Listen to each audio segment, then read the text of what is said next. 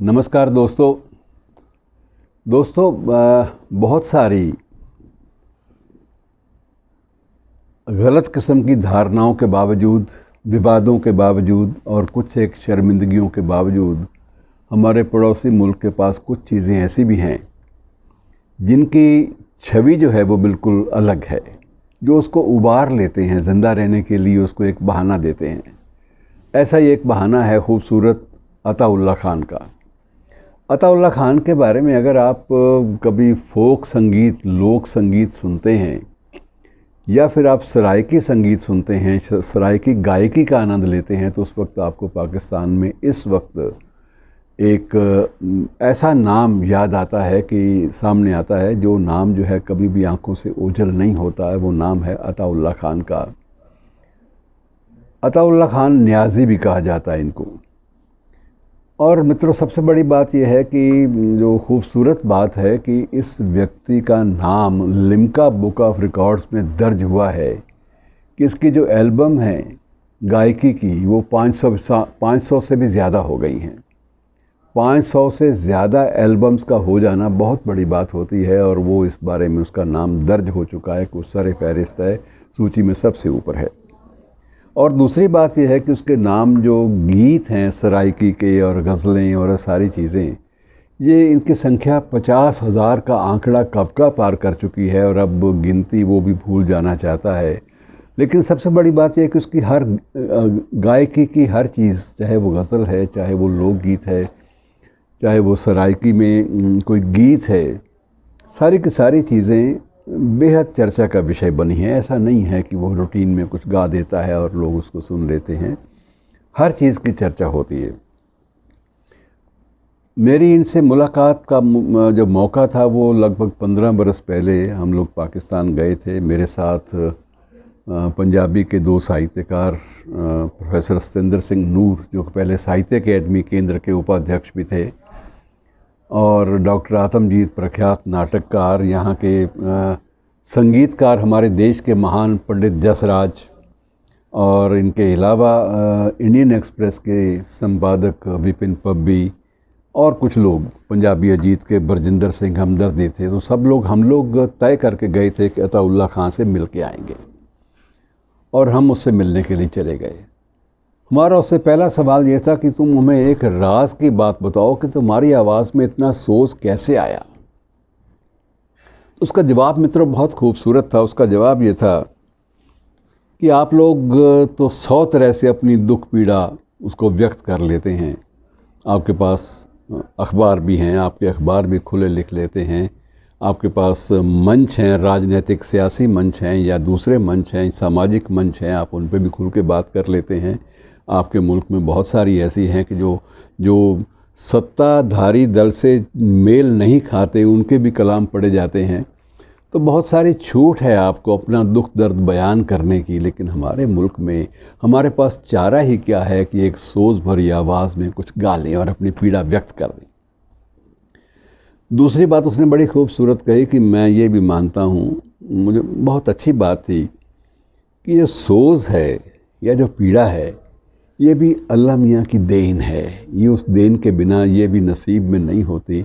आप यकीन जानिए कि हम लोग वाकई सोचने लगे कि सूफ़ी काव्य सारा का सारा विरह वेदना पे आधारित है, और ये आदमी कितनी आसानी से, सहज भाव से हर चीज़ को बयान कर पाता है। फिर हमें समझ में आया कि इस आदमी का नाम वर्ल्ड जो लिम्का बुक ऑफ रिकॉर्ड्स है विश्व की, उसमें कैसे दर्ज हुआ। मित्रों, शायद ये एकमात्र हमारे भारतीय उपमहाद्वीप का शायद एकमात्र ऐसा गायक है जिसको यूके में, लंदन में स्वयं महारानी एलिजाबेथ ने अपने हाथों से सम्मानित किया। ये सम्मान बहुत बड़ा होता है, लेकिन इसे मिला, और अब भी ये बड़ा विनम्र भाव से, शालीन भाव से, किसी भी विवाद में पड़े बिना सिर्फ गाता है, रियाज़ करता है। और इसने ख़ुद बताया कि शुरुआती ज़िंदगी में मेरे जो घर वाले थे वो इसके सख्त ख़िलाफ़ थे। जैसे आपने जगजीत सिंह के बारे में भी सुना, घर वाले उन दिनों में संगीत को बिल्कुल ही बेतुका मानते थे। कि संगीत से रोटी रोज़ी थोड़ी ही चलती है। जब मैंने कहा कि मुझे गायकी का शौक़ है, मुझे गाने दीजिए, मुझे ट्रेनिंग लेने दीजिए किसी उस्ताद से, तो घर वालों ने साफ ना कर दी, सवाल ही पैदा नहीं होता। पहले रोटी रोज़ी का बंदोबस्त करो मियाँ, इस लायक हो जाओ कि रोटी रोज़ी चल सके, उसके बाद ये शौक़ पूरे कर लेना। ये चीज़ें ज़रिया मुआश नहीं हैं, ये चीज़ें आय का, आजीविका का साधन नहीं है बन सकती। इसलिए उन्होंने जब इनकार किया, और मेरी उम्र उस वक्त 18-19 बरस की थी, तो वो कहते हैं कि मैं घर से भाग गया। घर से भाग के मियाँ वाली चला गया। मियाँ वाली के पास ही दरअसल थोड़ी दूरी पर एक गांव है जहाँ इनका जन्म हुआ था। ईसा खेल गांव है, तो ईसा खेल में इनका जन्म हुआ था, और जन्म हुआ था 1900 अब 69 साल के हो गए, आप अंदाज़ा लगा लीजिए, 69 ईयर्स के हो गए। तो ये 19 अगस्त को इनका जन्म हुआ था, और अब तक लगातार ये रियाज़ का सिलसिला थमा नहीं है, और वही संस्कार, वही माहौल घर में है। मित्रों, निजी ज़िंदगी पाकिस्तानियों की अलग से होती है, थोड़ी सी हट के हमसे। मसलन वो लोग कई शादियां कर लेते हैं, इनकी भी, श्रीमान जी की भी 4 शादियां हुई थी।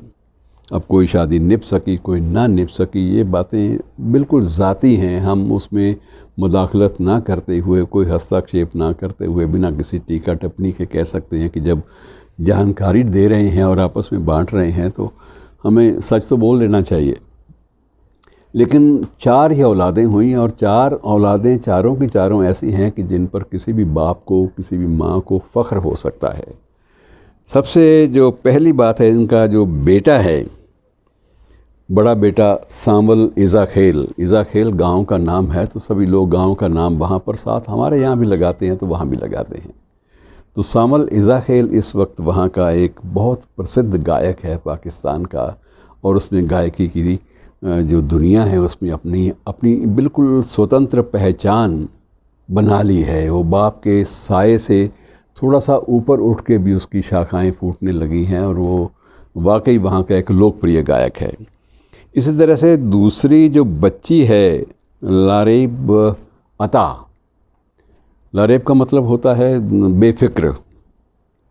तो उस बच्ची को भी हॉलीवुड में, वो भी फिल्मों में तकनीकी काम में माहिर है, और उसे VFX का एक्सपर्ट माना जाता है, और उसका वहाँ बड़ा नाम है। उसके बाद बच्चा है जो हमारे सामने आता है, वो बिलावल भी एक्टर भी है, अभिनेता भी है लोकप्रिय, और संगीत में भी उसकी दिलचस्पी है। लेकिन अभिनेता होने के साथ साथ उसकी ज़्यादा दिलचस्पी फिल्मों को डायरेक्ट करने में है, और वो इस वक्त UK में बेस्ड है और वहीं से ऑपरेट करता है। मतलब यह है कि इस लिहाज से इनकी जो औलादें हैं वो बड़ी ज़हीन हैं, और उन्होंने कला और संगीत के क्षेत्र में अपनी अलग अलग पहचान बना ली है, स्थापित कर ली है। और ये बात इसको बहुत तस्कीन देती है अताउल्लाह खान को कि मेरे से बड़ा एक बहुत ज़्यादा भाग्यशाली कौन होगा, मुकद्दर वाला कौन होगा जिसकी औलादें भी उसके नाम में इजाफ़ा करें। और मैं तो रो धो के ज़िंदगी काट लेता हूँ। ज़िंदगी जीने की जो सलीका है जीने का, वो तो मेरी औलादों को आता है। वो ढंग से जीते भी हैं और अच्छा कमाते हैं, अच्छा खाते हैं, और अपनी अपने क्षेत्र में, अपनी अपनी फील्ड में उन्होंने अपनी अलग पहचान बना ली है। ये मेरे लिए बहुत बाइसे फ़ख्र है, बड़ा इस बात का गर्व होता है। तो बताते थे कि शुरू में मेरी आदत थी कि मैं ख़ुद ही रिकॉर्डिंग करवा लेता था, कैसेट बनवा लेता था। उन दिनों कैसेट्स का रिवाज था, तो वीडियो कैसेट बनवाई, ऑडियो कैसेट्स बनवाई, और फिर उनको बांटता फिरा। लेकिन इससे मुझे फ़ायदा हुआ कि मेरी आवाज़ का जो एक उसमें सोज था वो मेरे बड़े काम आया, और उसने मुझे एक नाम दिया, एक स्थान दिया। और पहली बार मुझे ख़ुद उन्होंने बताया कि बहावलपुर रेडियो से मुझे पहली बार कार्यक्रम मिला 1972 में। तो मैं तो बड़ा मस्त हो गया कि मेरे से ज़्यादा बढ़िया कौन होगा जिसको इतना मौका मिल गया एक उम्र में, छोटी उम्र में। और जब वो कार्यक्रम हुआ, और उसके अगले साल ही मुझे 1973 में वहाँ का एक लोकप्रिय पाक टीवी के प्रोग्राम है, कभी आपको मौका मिले तो यूट्यूब पे देखिएगा, नीलाम घर के नाम से।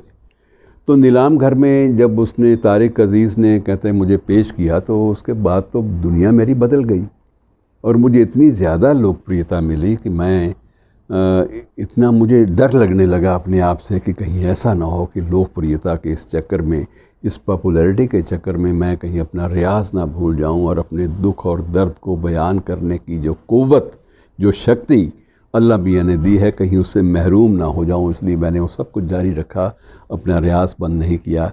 और मैं अब मुझे तस्कीन है कि मैंने अब तक जो कुछ किया है अपनी गायकी की दुनिया में, उसको पूरी की पूरी मान्यता मिली है, उसको रिकॉग्निशन मिली है, मुझे इस बात का फ़ख्र है। लेकिन आज पंडित जी मेरे घर आ गए, पंडित जसराज जी, तो इससे बड़ी मेरे लिए उपलब्धि क्या हो सकती है। इनके चरणों की धूल जो है, मैं कोशिश करूँगा कि जिस सोफ़े पे बैठे हैं इसको साफ़ ना करूँ, इसको बचा के रखूँ। जिस धरती पर इनके पाँव पड़े हैं उस धरती को मैं जल्दी जल्दी साफ़ ना करूँ, उसको भी बचा के रखूँ। ऐसे शख्स की तो मेरे लिए जो मिट्टी की धूल है वो भी मेरे लिए चंदन है, और मैं इसको अपने जिस्म पर मलूँगा ज़रूर, आपको यकीन दिलाता हूँ। मेरा मतलब यह है कहने का कि एक आदमी कितना विनम्र हो सकता है, और उस मुल्क में जहाँ एरोगेंस को एक मुख्य एक गुण माना जाता है, उस मुल्क में ऐसा विनम्र, ऐसा शालीन और ऐसा समर्पित संगीतकार है, ये उस मुल्क के लिए बड़ी गर्व की बात है। तो मित्रों, आज उस शख्स को याद किया जिसने नए कीर्तिमान स्थापित किया है, तो आखिर हमारे भारतीय उपमहाद्वीप का हमें भी उस पर फ़ख्र है, नाज़ है। शुक्रिया दोस्तों।